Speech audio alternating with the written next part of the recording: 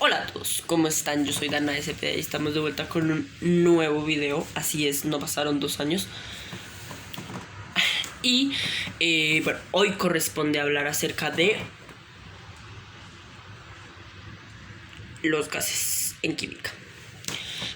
De ese tema vamos a hablar qué es un gas, cuáles son las propiedades de los gases, aquellas variables que siempre están presentes en la interacción gaseosa, las leyes que de hecho explican el comportamiento de los gases, algo de teoría cinética y estequiometría.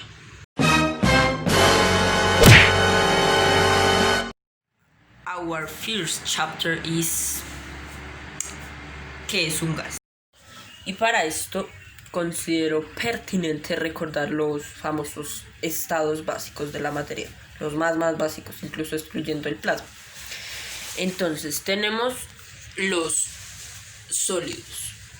Decimos que las moléculas de los sólidos, si nos damos cuenta, están muy juntas y además siguen un patrón, lo que les da la virtud de tener forma propia, así como esta manzana que no se te va a deshacer en las manos, al menos no en este universo.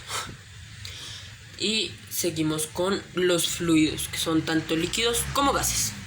Decimos que los líquidos se caracterizan por ser megafluidos y además que si nos damos cuenta las moléculas están más separadas y tienden a bajar, a aposentarse en el lugar donde son contenidos.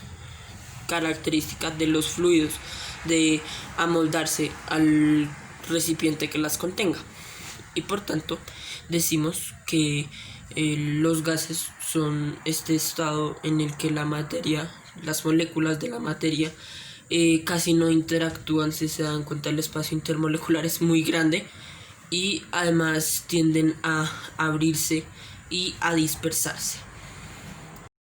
Y como segundo capítulo tenemos propiedades de los gases. Tenemos que los gases se adaptan a todo recipiente que los contenga, se pueden comprimir fácilmente por todo el espacio intermolecular existente, tienden a expandirse muy espontáneamente por la tan escasa atracción entre moléculas. Además, se dilatan gracias a la concentración de energía cinética que a su vez está dada por el calor aplicado en el gas. Tercer capítulo, leyes de los gases. Y para hablar de las leyes de los gases considero bastante importante aclarar algunas cosas sobre las variables siempre presentes en la actividad gaseosa. Tenemos la presión. La presión es aquella fuerza ejercida sobre el gas que lo hace expandirse y por tanto como que las moléculas tienden a ir a las paredes del recipiente que lo contiene. Y esta se mide en atmósferas, aunque hay más medias.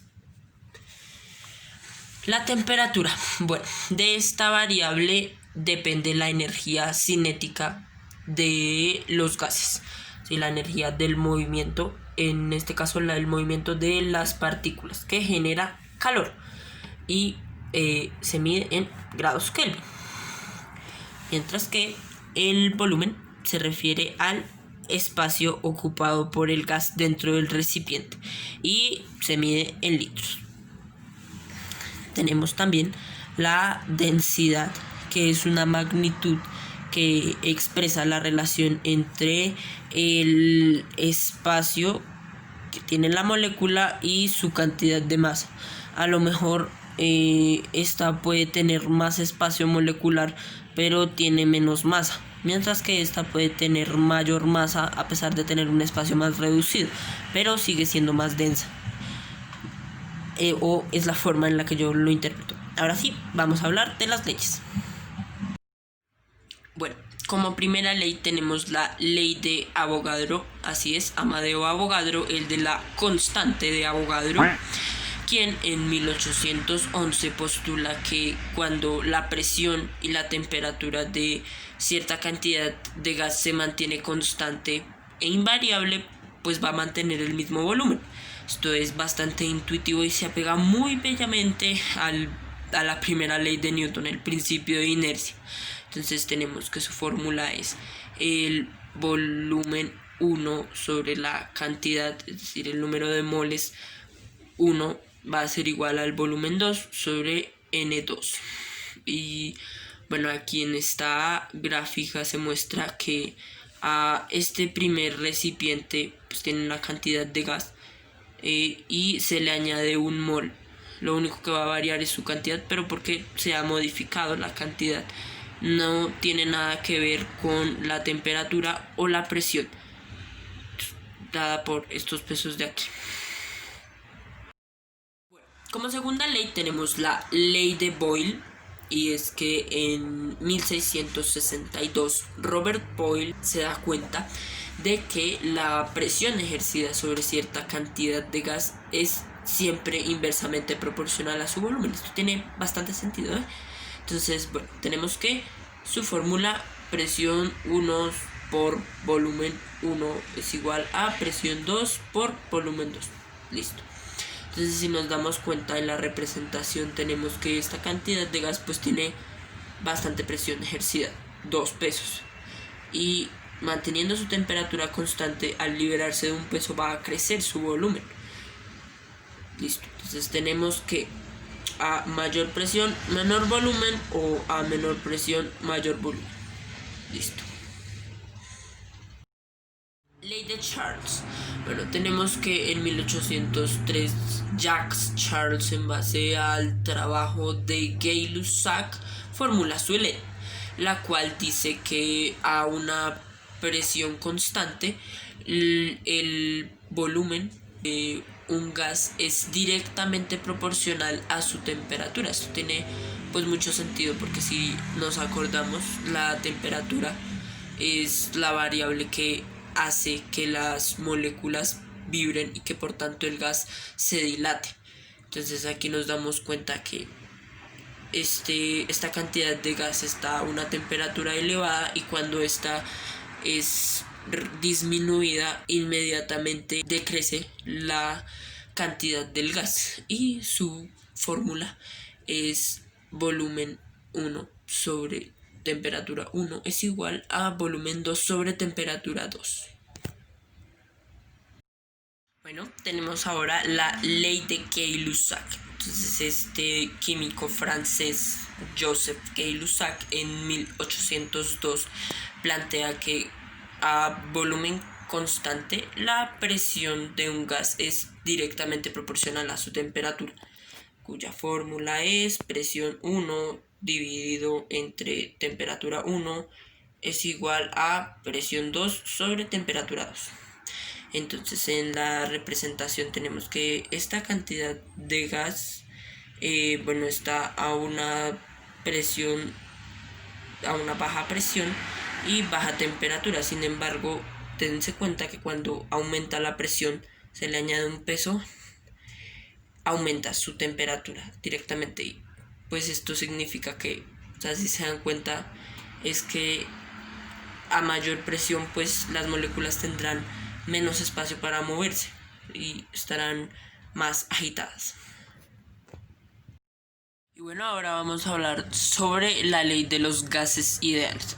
Primero, ¿qué es un gas ideal? Bueno, este es un modelo, un tipo de idealización de lo que vendría a ser un gas para facilitar sus cálculos que sean más predecibles, y por tanto debe cumplir con ciertas características, como por ejemplo el movimiento de sus moléculas es de forma lineal, bastante rápido y de manera desordenada.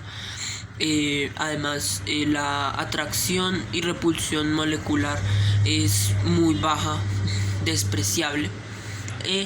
También los choques entre moléculas son elásticos, por tanto conservan la energía cinética, y además la velocidad a la que se mueven las moléculas es directamente proporcional a su temperatura. Y bueno, su ecuación es esta que ven aquí: forma rápida de aprendérsela: palomas volando es igual al número de ratones trotando.